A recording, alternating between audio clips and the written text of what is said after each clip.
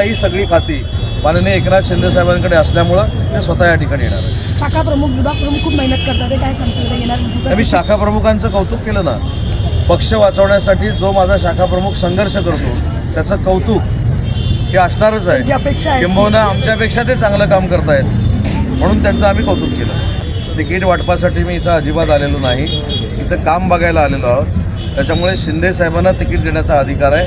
शिंदे साहेब धनुष्यबाणावर जे तिकीट देतील त्याला सगळे निवडून आणतील याची खात्री या संघटनेकडे बघितल्यानंतर आमची सगळ्यांची झाली. हर जगह पर बैठक का आयोजन किया गया था सब वार्ड में, क्या कहेंगे इस बारे में? ये बैठक ऐसी थी कि जो अभी आगामी चुनाव है उसको ध्यान में रखते हुए पक्ष की तरफ से हमारे आढावा बैठक लेने के लिए हमारे माननीय उद्योग मंत्री जो अभी जिनको यहाँ का संपर्क मंत्री भी मुंबई के संपर्क मंत्री भी है, तो आढावा ले रहे प्रत्येक शाखे में जा जाकर, तो कौन सी शाखा में काम अच्छा चल रहा है, कहाँ थोड़ा कुछ कम ज़्यादा है, तो ये सारी चीज़ों की चाचपनी चल रही है. और कौन सा वार्ड हम लड़ सकते हैं, कौन सा वार्ड हम नहीं लड़ सकते, ये भी देखा जा रहा है. हमारी ताकत कहाँ है वो सब देखा जा रहा है और उसके आधार पर टिकट देने का काम चलेगा. राजनीति में जो भूचाल आ रहा है उसके बाद में बहुत सवाल खड़े हो रहे हैं टिकट्स तो देखो आपको पता है मैडम के टिकट्स 227 टिकट्स ही है और वार्ड भी उतने ही है.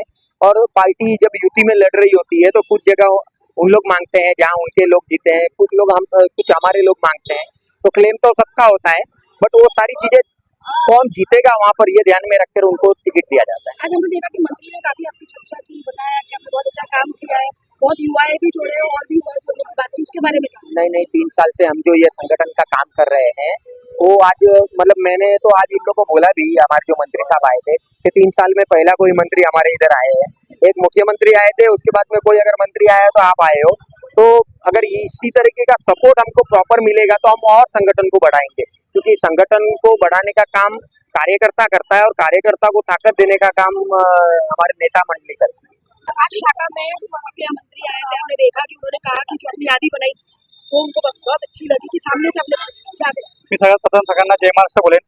छत्रपती शिवाजी महाराजांना वंदन करून तसे हिंदुत्व सम्राट माननीय बाळासाहेब ठाकरे यांना मी नतमस्तक होऊन धर्मवीर आनंद दिघे साहेबांचा मस्तक करून तसेच आमचे महाराष्ट्राचे मनातले मुख्यमंत्री व आत्ताचे उपमुख्यमंत्री माननीय एकनाथ शिंदे साहेबांचा मी त्यांच्या मार्गदर्शनाखालून आज मी शाखा प्रमुख म्हणून आमचे 3 वर्षापासून जे मेहनत चालली, आमचे विभाग प्रमुख लाडके लालसिंग राजपुरोहित जे आम्हाला गाईडलाईन दिले, जे मार्गदर्शन दिले 3 वर्षात काय अभ्यास करायचा, कसं करायचं, कशा पद्धतीने गटप्रमुख उपशाखा प्रमुख वारंवार आमच्यावरती प्रेशर, वारंवार ते आमच्यावरती लक्ष, आम्हाला एकदम त्यांनी अपलूकपणा एक शाखा प्रमुख म्हणून एक अपलूकपणा त्यांनी आम्हाला घेऊन चाललेले आहेत.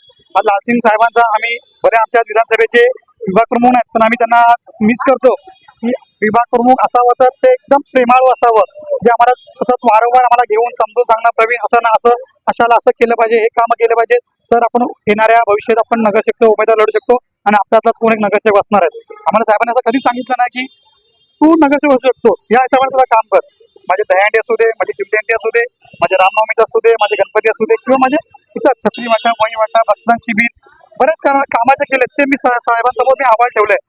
साहेबांनी मला ते माझे जे कौतुक बघून, जे माझे अभ्यास बघून, जे मला शाबासकी दिली, त्यात मी इतका आनंद झालो की शिंदे साहेबांना आम्ही आमच्या मनातला विचार आहे की येणारे पण मुख्यमंत्री आमचे एकनाथ शिंदे साहेब असावं आणि त्यांचे असेच कामाची पद्धत आम्हाला थोडं शिकवण. भले ते आज 12 तास 24 तास काम करतात, आम्हाला 24 तास काम करणं जमणार नाही, पण साहेबांना आम्ही वचन देतो, साहेब 12 तास प्रामाणिकपणे काम करणार, तुमच्या खांद्याला खांदा लावून तुम्हाला आम्ही मदत करणार.